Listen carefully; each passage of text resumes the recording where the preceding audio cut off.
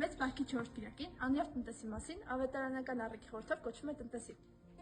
Անիրավ տնտեսի առակում պատմում է, որ մի մեծահարուստ մարդ իր տնտեսության բոլոր գործերը վստահում է իր տնտեսին։ Նրա մասին մի օր մի ամբաստանություն է լսում, թե նա հավատարիմ չէ իր տիրոջ ունեցվածքի անձրան։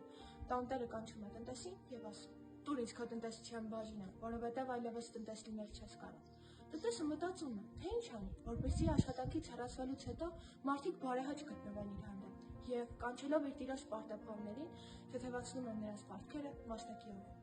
Քրիստոս առակի հաջորդ հատվածում ասում է. «Եվ ես ձեզ ասում եմ, անիրավ մամոնայից ձեզ բարեկամներ արեք, որպեսզի երբ այն պակասի, հավիտենական հարկերի տակ ձեզ ընդունեն։ Նշեք, որ մամոնա բառն ասորերեն կամ արամերեն բառի արմատն է, որը նշանակում է ունեցված, հարստություն։ Առակի խորհուրդը հենց սա է, ունենալ հոգևոր արթնություն,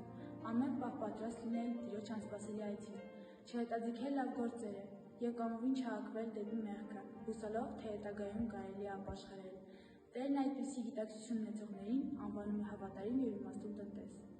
Այս կիրակին հուշում է պահքին միավորել ողորմածությունն ու ողքատասիրությունը, որպես հոգևոր տնտեսության կարևորագույն մասեր, քանի որ անողորմ դատաստան է սպասում նրան, ով ողորմած չի եղել, քանզի ողորմածությունը բարձրագլուխ պարծենում է դատաստանի դիմաց։